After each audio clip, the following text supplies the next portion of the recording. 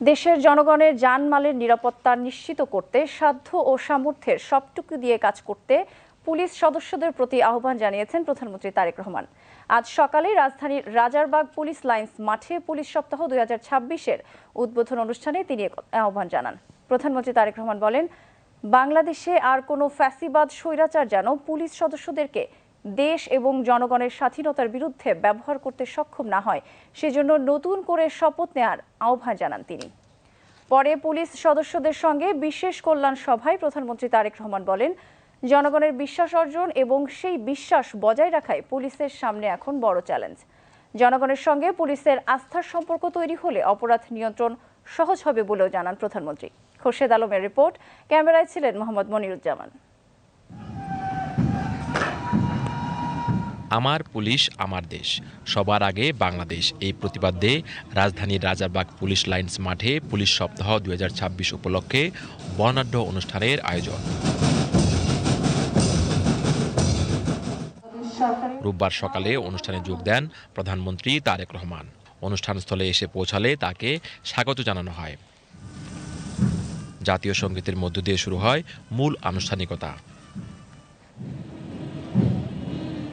পরে প্রধানমন্ত্রী তারেক রহমান একটি লাল সবুজ খোলা জিপে চড়ে পুলিশের বিভিন্ন কন্টিনজেন্ট ও পতাকাবাহী দলের সুশৃঙ্খল দৃষ্টিনন্দন ও বর্ণাঢ্য প্যারেড পরিদর্শন এবং অভিবাদন গ্রহণ করেন।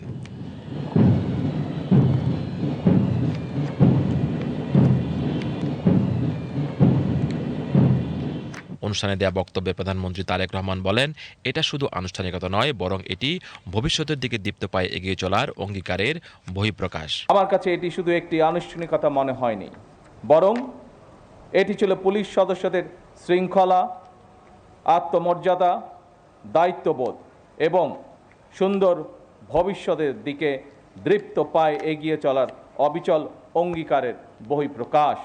আর কোনো ফ্যাসিবাদী শক্তি যেন পুলিশকে দেশ ও জনগণের বিরুদ্ধে ব্যবহার করতে না পারে, সেজন্য পুলিশ বাহিনীকে নতুন করে শপথ নেওয়ার আহ্বান জানান তিনি। এই বাংলাদেশে আর কোনো ফ্যাসিবাদ স্বৈরাচার যেন পুলিশ সদস্যদেরকে দেশ এবং জনগণের স্বাধীনতার বিরুদ্ধে ব্যবহার করতে সক্ষম না হয়। স্বাধীনতার প্রথম প্রহরেই পুলিশের রক্তে রঞ্জিত এই মাটিতে দাঁড়িয়ে আসুন আজ আমরা আবারও নতুন শপথে অঙ্গীকারবদ্ধ হই। তারেক রহমান বলেন, ত্রয়োদশ সংসদ নির্বাচন প্রমাণ করেছে পুলিশের পক্ষে পেশাদারিত্বের সঙ্গে দায়িত্ব পালন সম্ভব। ত্রয়োদশ জাতীয় সংসদ নির্বাচন প্রমাণ করেছে বাংলাদেশ পুলিশের পক্ষে দক্ষতা এবং পেশাদারিত্বের সঙ্গে দায়িত্ব পালন সম্ভব। শুধু দেশেই নয়, জাতিসংঘ শান্তিরক্ষা কার্যক্রমেও বাংলাদেশ পুলিশ দক্ষতা এবং সুনামের সঙ্গে কাজ করে যাচ্ছে। বিশ্বের বিভিন্ন দেশে শান্তি প্রতিষ্ঠা, আইন শৃঙ্খলা রক্ষা এবং মানবাধিকার সুরক্ষায় আমাদের পুলিশ সদস্যরা পেশাদারিত্ব, সাহসিকতা ও মানবিকতার উজ্জ্বল দৃষ্টান্ত স্থাপন করেছেন।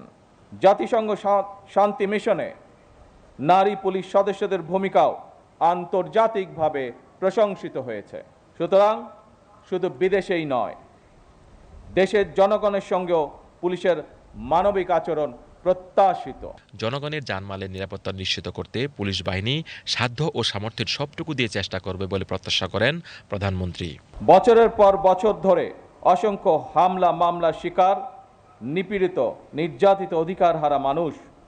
বর্তমান গণতান্ত্রিক সরকারের সময় শান্তি এবং নিরাপত্তা চায় জনগণ।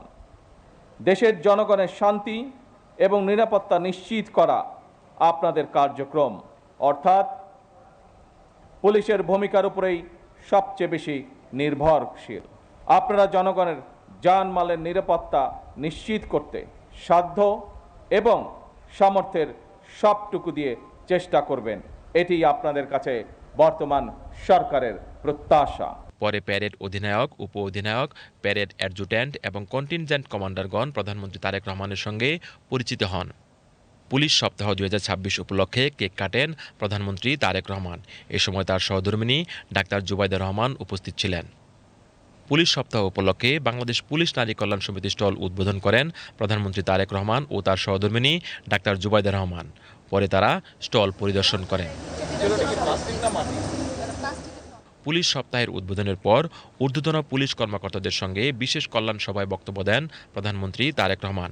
তিনি বলেন, জনগণের বিশ্বাস অর্জন এবং সেই বিশ্বাস বজায় রাখাই পুলিশের সামনে এখন বড় চ্যালেঞ্জ। প্রধানমন্ত্রী বলেন, পুলিশ প্রশাসন কোনো দলের নয়, বিধিবদ্ধ আইন অনুযায়ী পুলিশ প্রশাসন পরিচালিত হবে।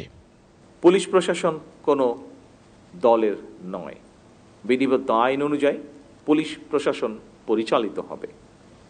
কোনো নিরপরাধ মানুষ যেন হয়রানির শিকার না হন তা নিশ্চিত করা অবশ্যই আপনাদের দায়িত্ব। আমরা থানাগুলোর পরিবেশ এমনভাবে করতে চাই, যা আইজি সাহেব ওনার বক্তব্যে উল্লেখ করেছেন, যেন একজন মানুষ কোনো মাধ্যম ছাড়াই সরাসরি থানায় গিয়ে নির্ভয়ে তার অভিযোগ জানাতে পারেন এবং একই সাথে প্রতিকারও পেতে পারেন। পুলিশ বাহিনীকে আরও দক্ষ ও আধুনিক করে তোলার কোনো বিকল্প নেই বলে মন্তব্য করেন প্রধানমন্ত্রী। Khorshed Alam, BTV news.